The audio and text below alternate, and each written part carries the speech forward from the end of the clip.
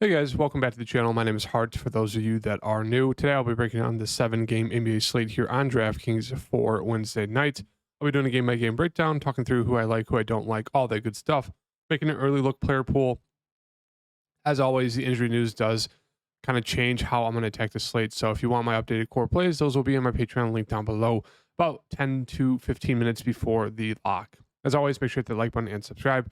Let's get right into this. Nice to see 100K to first back again here. I've actually had a solid 3 nights in a row.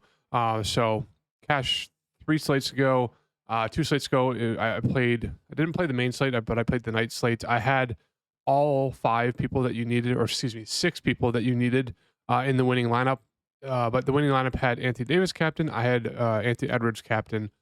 So I missed out on first place by like 10 there. So wouldn't have won it solo, would have split with a bunch of people, but nice to see that I had all the correct people in my showdown lineup. And then last night was able to cash. Had Jokic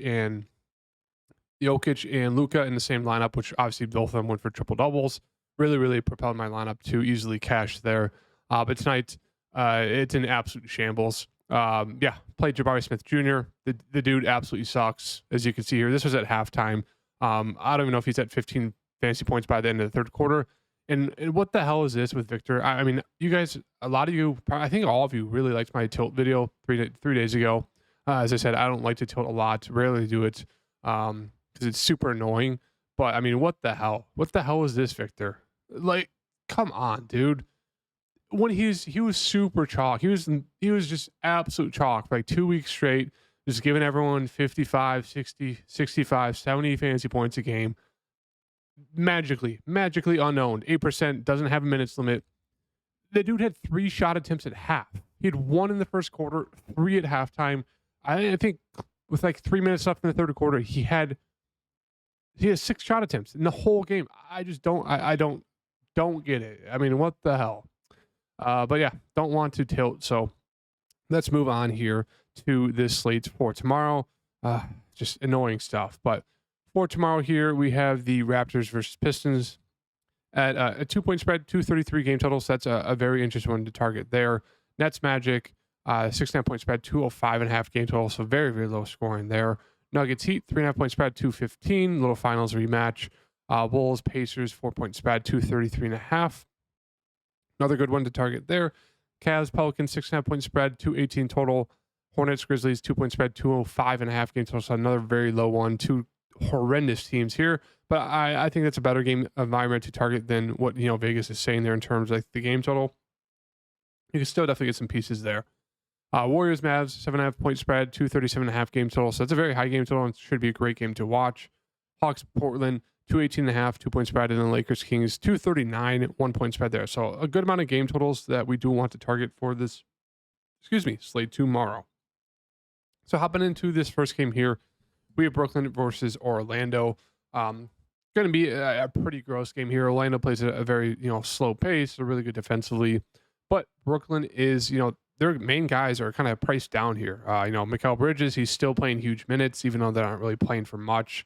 Cam Thomas, the same thing. He's back, kind of on the minutes limit, but I mean he's played 30 and 31, and he's actually done very well the past 2. As you can see, he's gonna go out there and shoot the ball a ton. So I think Bridges and Cam Thomas make for very interesting secondary options that do have huge upside.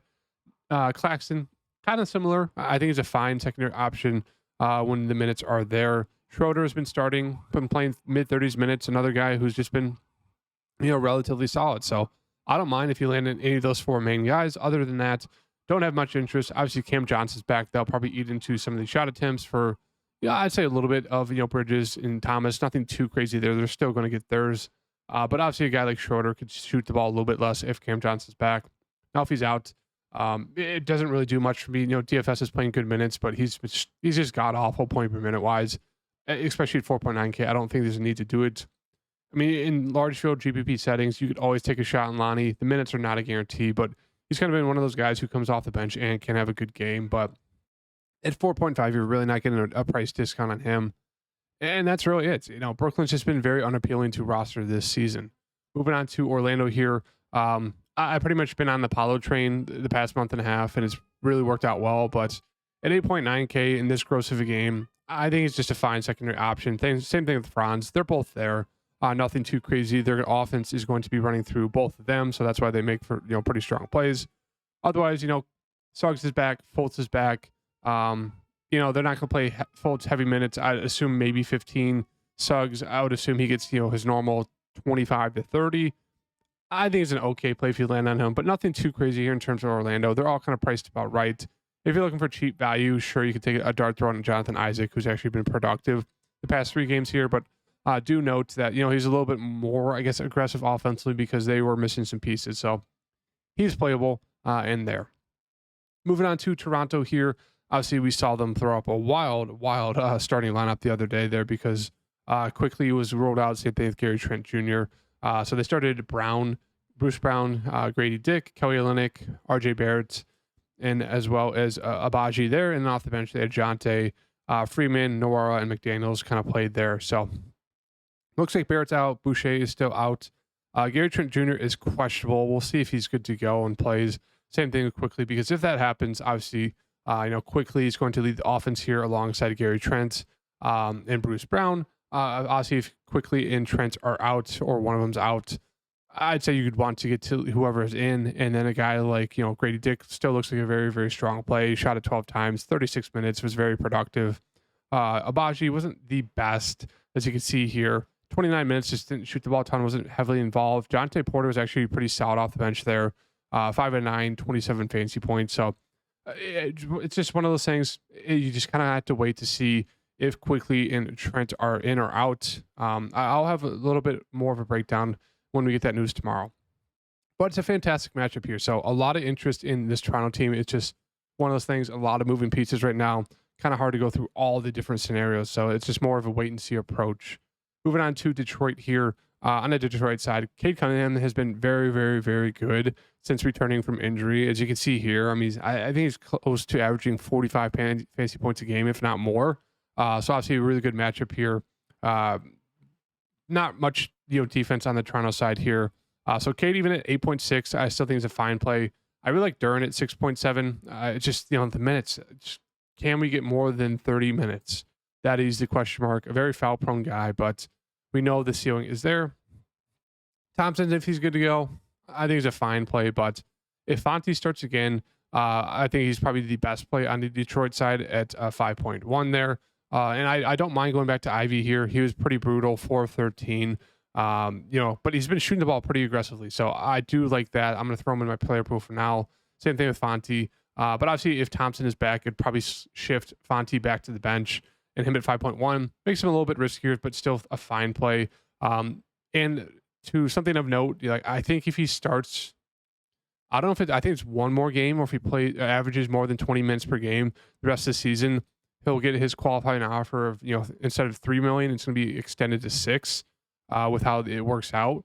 So maybe Detroit just doesn't start him the rest of the season. That could be an option, so they don't have to double up his qualifying offer. Who knows? But that's just an interesting thing to note there with Fonte, which could affect him, starting tomorrow. That's really it. Stewart's just been very, very unproductive, even though he's seen solid minutes. Wiseman's actually been seeing decent minutes for like a value guy here. As you can see, he's been a little bit more aggressive recently as well. 6 shot attempts, 10-6. Very productive. So if you want to take a shot on Wiseman, I know it's very, very gross, but he's definitely there. Moving on to Chicago versus Indiana here. Great game to target. DeRozan's kind of been leading the team, the past, week, as you can see here, 33-29, 33-24. Obviously, they got absolutely destroyed by Luka. Not much you can do there. But once again, Kobe, DeMar, and Vooch all look great in this matchup. As always, I kind of default to White or Vooch, but DeRozan's really been stepping up lately, so I don't mind if you land on any one of those 3. They all look really, really good. I'm just going to throw Kobe in mine for now. Even though he's kind of been the most boomer bust out of those 3, we know the ceiling is there. He's going to shoot the ball a shit ton. Io, another one of those guys I like just because he's playing good minutes and he's been aggressive as well. So it's like he doesn't have like a huge ceiling. He's just been super, super solid and steady for his price tag. So if you're looking for that safe route, he's solid. Caruso, I'd just rather pay up for Io. Caruso's going to come in at a fraction of the ownership, but it's one of those things. Io's only $600 more, and he's going to get the minutes. He's going to get the shot attempts. Really hard to trust Caruso there in terms of offense. That's really it. I don't have much interest in anyone else here. They're going to give their starters all the run. Drummond could be an interesting GPP dart throw, but you really hope for a blowout or, Vooch foul trouble for him to get normal run. Indiana, it's a back-to-back they're playing tonight, so we'll see kind of what happens here with this rotation if someone sits out, someone rests, but my interest is pretty much only going to be Halliburton. I actually think it's an interesting spot here for Pascal. I'm not really sure who's going to be able to guard him on the Bulls, but he doesn't have like a huge ceiling playing alongside Halliburton. As you can see, he can get to 50, so it makes him like a fine play there. We know the upside of Turner. I think he's been doing pretty well tonight, so I think right now if I had to rank it, it'd be Halliburton and kind of Naismith is kind of my early look kind of tier 1 plays for Indiana. And then tier 2, obviously Siakam and Turner are always there. Don't have much interest in anyone else here. Jalen Smith, I will mention him. Always a solid point per minute guy when he gets the minutes. And he's getting, kind of mid-teens minutes right now. So he's always a dart throw play, kind of like a James Wiseman. Moving on to Denver here versus Miami. Denver side, obviously Jokic coming off a monster game there versus Detroit. 94 bomb, 12K versus Miami, finals rematch. I think he's a great play if you can find the value for him. Otherwise, if you want to get a little bit different, you can definitely get up to him. I don't think many people will be playing him if there's no value, which obviously should keep his ownership low. And at 12,000, we know he can absolutely go off. Really like Jamal Murray here. He always kind of steps it up against like really good playoff teams. I know Miami's not been the best recently, but still, I expect big minutes here for Murray. He's been really good recently. Really like him at 8.4. That's definitely mispriced for him. MPJ is always a sneaky GPP play. I mean, we know the upside is there. Can easily go for a double-double upside, even playing alongside Jamal, even playing alongside Jokic. I mean, he went for pretty much almost a 40 bomb there, and, Murray still had a really good game. And same thing with Jokic. Like, they can all survive and get their own and not really eat into each other's upside too much there. So I really like all three. That's really it. I do think, KCP is interesting in GPPs just because he's playing solid minutes. It's just one of those things. He's not going to be heavily involved. You really need him to hit his shots early for him to kind of be a little bit more aggressive, and he can go for 25, 30 plus. But yeah, I think it's a fine play if you do land on him. Moving on to Miami here. The big news right now is Jimmy, if he's good to go, which it looks like he should be. I expect him to be highly motivated. I mean, they really need to kind of win most of the games the rest of the season, if not win all of them. And obviously a rematch here. I expect Jimmy to be very aggressive. I expect Bam to be very aggressive as well to kind of lead this team here. And I don't mind if you land on Terry Rozier. Should play really solid minutes. He's been a little bit more aggressive. So those three all look really strong. Obviously, I give the nod to Jimmy or Bam. If you're looking to get a little bit different on the slate, this is definitely the game to target, just because everyone's kind of priced up about right. Going to be kind of a gross game-ish, but I still have a lot of interest in here. I expect there to be a lot of revenge narrative in this matchup. That's really it. I don't have much interest in like Martin or Jaquez or Jovic. Sure, if Jovic hits a start again, you could take a shot at him as a value play. But I really just stick to the main three guys for Miami. Moving on to Charlotte versus Memphis here. As I said, a good game to target. It's a low game total just because both brutal teams here. But on the Charlotte side, Bridges, Miller going to lead this team offensively. Mičić has been priced up to 6.2 because there's been no Trey Mann recently. But I think he might be good to go for this game. And if he is, expect obviously the upside of Mičić to really go down, but I expect Mičić to still get run off the bench there, and that's really it. Kind of takes any interest out of this spot for me if there is the return of Mann, just because they're going to spread out their minutes from they're going to give Bridges minutes and Miller minutes, Mičić, Mann, Richards, Williams, Bertans. Nick Smith has been getting a little bit of run there, nothing too crazy for him, but yeah, I mean, not much interest in Charlotte, even though it's a solid spot against Memphis. And on the Memphis side right now, we'll have to wait and see if Jaren Jackson Jr. is back for this game, and same thing with Williams. Obviously, they're not playing tonight, so it's going to be hard to tell if they're back for this game. I would like to say they would be, but, with the season kind of winding down, maybe they hold them out. Who knows? But if they are back, they're going to be the two best plays and kind of the only interest for me besides maybe taking a shot on LaRavia. Now, if they're both out once again, we're going to want to look to G.G. Jackson, LaRavia, and I played Giroux tonight, and he was really solid. Even though he didn't start, he's just been productive off the bench there. So those would be my three favorite plays there. And then Jemison is actually kind of leading this team, I think, in scoring tonight. He's been doing really well. I think it's a little bit hard to trust, but if he starts again 4.3 in this spot, I mean, it's hard not to like him. And then I will mention Wyndon Gabriel. He's been getting solid off the bench tonight as well. So there was some good value and interest there in Memphis. Moving on to Cleveland here versus the Pelicans. Cleveland's been, really struggling without, Mobley, Strus, Wade, and obviously Mitchell. But it looks like Mitchell could be back. That's huge. If he's back, no minutes limit, really like him. Now, if he's back with a minutes limit, it's a huge hit offensively to guys like Allen, Garland, and Levert. Obviously, priced up to 7.1. Now, I still think Allen could be playable alongside Mitchell if Mitchell's back. But obviously, if Mitchell's back on a minutes limit, I just don't like anyone on this Cleveland team. They all become just contrarian plays in tournament settings for me. But otherwise, they're all really, really priced up, especially with the addition of Mitchell. Now, let's say Mitchell's out. Once again, we're getting the starting lineup of Allen, Garland, Levert, Okoro, and Yang. And if that's the case, I still think, Okoro and Yang are both very playable just because they're seeing a ton of minutes there. And Yang, kind of floating around that mid-20s minutes mark. I still think it's fine at 5K. Would rather pay up for Okoro, even though it's probably a little bit worse offensively. Levert, I know it kind of feels pricey at 7.1, but we know he has huge playmaking ability, and he should easily see 30-plus minutes. So I still think it's a very solid play. And then Garland and Allen obviously be the two clear plays to play there if there's no Mitchell. Would really like them, even though it's kind of a tough matchup here for them because the Pelicans actually been doing solid recently. And then the guy I would have a good amount of interest in would be Porter Jr. He's seen some solid run the past few games, 25 and 22. And he's been productive. So we know he's been productive throughout the season when he gets, 15, 20 plus minutes. As you can see here, there's been a few games where he's started and done really well. So I will throw him in right now, but obviously we do have to wait for that Donovan Mitchell news because that really just changes everything there for him. Let's just take Ivy out for now, and then we'll throw Porter Jr. in. Moving on to the Pelicans side. For the Pelicans, as always, it's not a great or fun team to play or pick when all three guys are healthy, just because they're all kind of there. Like they're kind of priced about right. Nothing feels like a great spot to kind of land on. They all kind of have their ups and downs. Zion's been the best recently, but still, I think a default to Brandon Ingram, even though he hasn't been really involved offensively the past 3 games, but obviously the past 4 games for them have been blowouts. So hard to really trust that, but I still think, Zion, one of the 3 is fine if you land on him. I want to go more than that. Trey Murphy's been absolutely chucking threes off the bench and absolutely nailing them. If you want to ride the hot streak, you can. I just don't trust it, especially if the game stays close.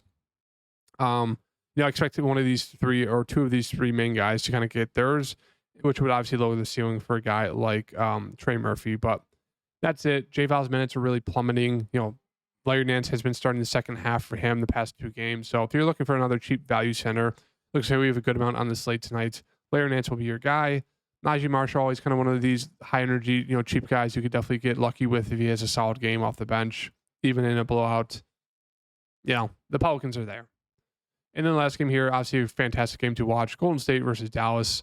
Steph is out, so we're going to get kind of a mixed bag of, kind of everyone leading this team here. It's going to be spread out pretty evenly with, in terms of Kuminga kind of being the main number 1 guy, but obviously his upside, I think, is definitely limited. If he doesn't go for like 25, 30 real-life points, I just don't know if he has enough, peripheral stat-wise to really pay off the 7K price tag.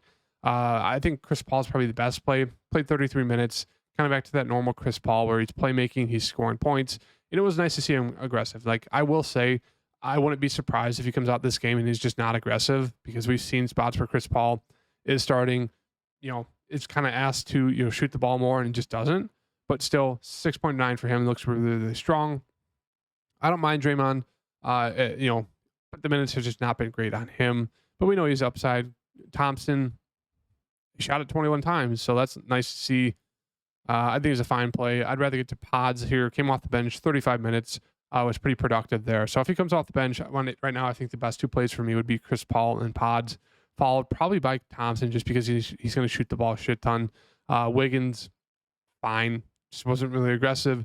And they did start Trace Jackson Davis. Now, if they do that again, I think he's another very strong center. Played 4.9, played 26 minutes, was decently productive. And that's it. And then moving on to Dallas here. Obviously, Luka's Luka. If you like the value, you can definitely pay up for Luka. I know a lot of people have been doing that recently. I did it last slate. Worked out 71.5 fantasy points against the Bulls. But obviously, 12.8K, almost 13K. Going to be a little bit tough to get to him. But we do have a lot of cheap centers we can get to on this slate. Kyrie with Luka there, more so just an instant GPP option, secondary play. And then these other secondary guys, not much interest. They're all kind of playing, obviously the game blew out, so they did lose about, 5 to 6 minutes here. But it's just hard to get to these guys with confidence. Gafford has been starting recently, but they are bringing Lively off the bench there as kind of the backup center. So they're fine if you want to take a shot in either one of the centers, but I'd really just stick with the main two guys, and that's really it for me. Jones, it's hard to really trust any of these other guys just because they can run out a good amount of people. And the offense just really only flows through Luka and Kyrie right now. So that is the early look breakdown. As I mentioned, there's a lot of good spots here, but there's also a lot of news that can kind of change the entire slate. As I mentioned, Donovan Mitchell news will kind of change the entire slate because it really will make either people not play the Cavs at all if he's back, or if he's out. People are going to load up on the Cavs, especially Porter Jr. I expect him to probably be the most owned player of the slate. Fonte starts again. I expect him to get a decent amount of ownership, especially in that game there where Toronto and Detroit could both start, a bunch of scrubs. But yeah, I mean, there's a lot of interesting spots. We'll have to wait and see with injury news. Make sure to hit that like button and subscribe. Once again, I'll have my core plays out tomorrow. I'll see you guys in the next video. Peace.